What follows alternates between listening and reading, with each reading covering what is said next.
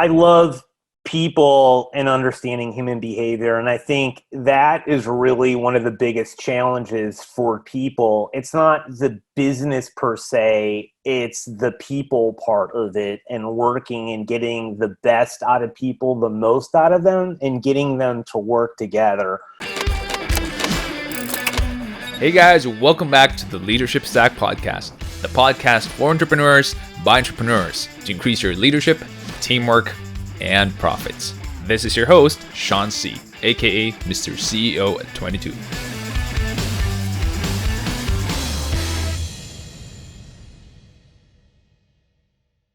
Hey guys, welcome back to the show here on Leadership Stack. Today we have Mr. Jason Treu, and he's a guy who graduated with a law degree and master's in communication. He spent some 15 years in Silicon Valley working with some of the brightest minds of our time, like Steve Jobs, Mark Cuban, Reed Hastings. These are big names in the tech industry, and this guy learned from them. Jason learned from them, and now we're learning from him. Jason, thank you so much for being in the show today. Hey, it's great to be here and to talk to you and your fantastic tribe during these crazy, an historic time. It is a crazy time, and I just want to ask Jason, you are an executive coach, and you have coached some Silicon Valley executive thought leaders. I just want to know, why do you do what you do? I love people and understanding human behavior. And I think that is really one of the biggest challenges for people. It's not the business per se, it's the people part of it and working and getting the best out of people, the most out of them, and getting them to work together. And that's a massive challenge. And for me, I love that part of the equation because it's really hard. And it's really rewarding when you can see a group, a team, working together and really accomplishing great tasks and doing great things together and being a part of that. So there's a lot of rewarding aspects of seeing that. Other than just success, it's the feeling like they're connected, like they belong. And you can just see the passion and motivation in them when that all happens. And so for me, that's what gets me up in the morning and gets me excited to do things such as this and really just have the conversations with other people. I wonder what was your journey like in graduating college, taking up your law degree, your master's degree, and then finally one day you just say, I want to do this. I want to coach people. This is, I think, my calling or my purpose. What led to that? Can you share us about that journey? Sure. I mean, like anyone who's an entrepreneur, it's a windy road full of, ups and downs and sideways. And when I was in, law school, I thought I wanted to do crisis communications and work in a law firm. And I thought that would be something good. So then I decided it would make sense to get my master's in communications because as I talked to lawyers who were doing this, I found out that the communications aspect of and communicating it publicly was one of the biggest challenges for lawyers. So I was like, okay, well, I might as well get my master's because if this is what I want to do, I want to be great at what I do and learn the challenges other people are having because then I would rise to the top. Well, during my second year in law school in the US, you go for 3 years. And so in my second year, I was essentially interviewing for internships and a lot of those lead to full-time jobs. And so, I was in New York City and I was interviewing at a lot of different law firms. And, I talked to law school students who were a year or two ahead of me and asked what questions to ask, what to expect. And then they said at the end of the interview, you should ask, an easy question. So now, looking back, the last question I asked was pretty naive. But at the time, I thought, well, it seemed like a good question. And so I asked people, are you happy? It seems like a really simple question to ask someone. But when I asked everyone from a partner to people that were just starting out, it was the answer they stumbled over and were challenged with the most in almost every single interview that I did. And I don't think I probably would have even noticed it if it wasn't almost everyone. And it happened so many times that it stuck out in my mind, because all of a sudden I thought, well, why is it that so many people are having challenges with what seemed to be the simple and easy question? And then I started to realize, then it went off in my head, right? Well, maybe they're not actually really happy. And then the next question came to me, well, if they're not really happy, what makes me think that I can do what all these other people have been unable to do? And that was like a lightning bolt moment, because I was like, that's not a smart thing to do, is to get all this data from all these people who have been there for 20, 30 years, and then some in the beginning, and they're all in similar places. I want to have a job that I ultimately love and am passionate about. And if they're having challenges with that, I need to rethink my own path and where I want to go. And so then the other alternative that I really enjoyed was technology. And that had really started to kick off, right? And towards the end of, like the late 90s. And I was like, well, if I'm going to do that, I want to go to Silicon Valley, because you want to be where it's at and learn and be in that environment. And then I also thought to myself, I wasn't really sure what I wanted to do in technology. So I thought, all right, I'm going to go to a marketing agency that's the best in Silicon Valley, because I'll have an opportunity to work with a lot of great organizations and learn, and then figure out kind of from there how I want to architect my career. And so, that was like the first stages and the things that I ended up doing.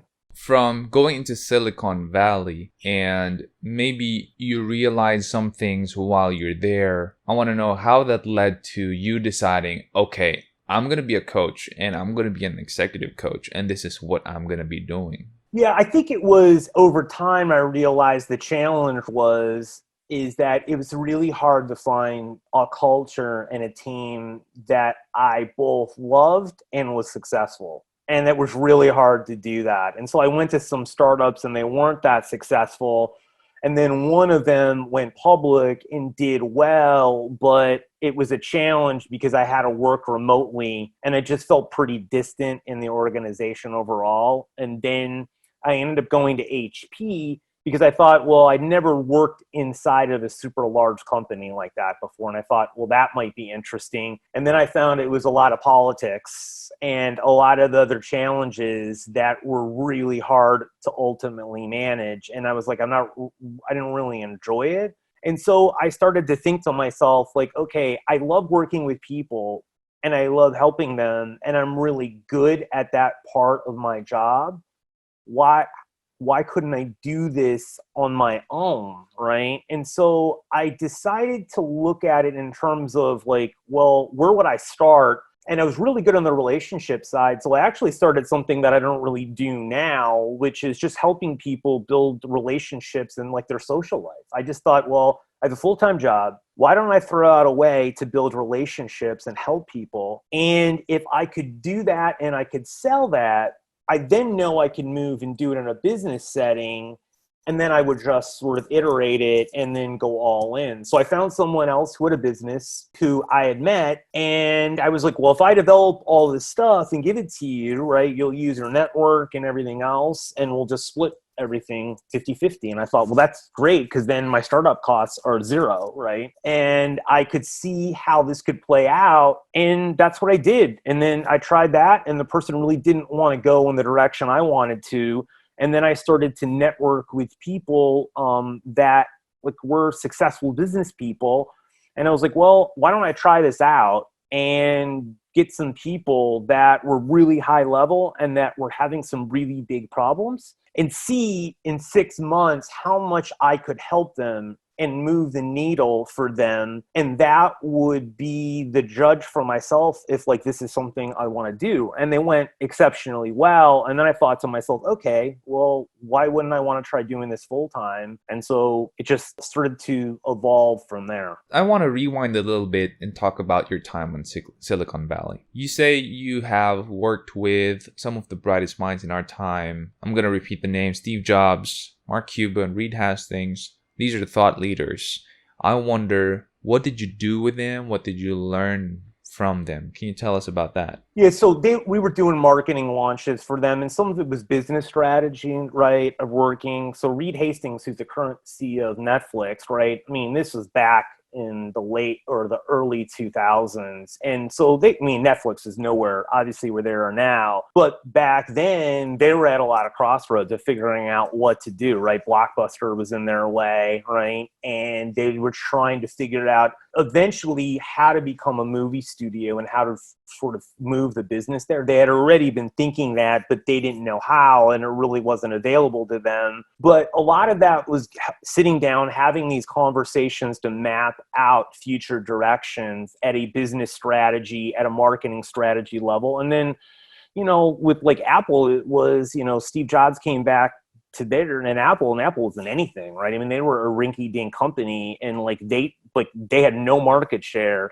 And so how do you create product launches for new products to start to get momentum and to build the company back to where it really once was, and to get people bought into all of that stuff? And a lot of the challenges weren't just marketing challenges, they were business challenges of how do you move to this market? How do you create things that aren't there? And how do you sell them, right? So a lot of these things were linked together with the things that I was doing, because a lot of the times when you're working with a marketing agency, or at least my time was that it was far more than just me helping them. It was more like I was helping them a lot with their business model and how they were thinking about scaling and other challenges that they were having as a whole, right? And then, go through that, you make your share of mistakes and you see them as well. And then you learn a lot of this stuff. And when you're in like Silicon Valley at that point, things were moving so fast. It was hard to really fully understand like what you're a part of, because you don't have any time to think, because you're working so much and you're moving so fast that a lot of the times now it's like I'll be doing something and reflect upon something that I did then that I didn't even realize I did or even would have ever thought about, because so many things happen so fast.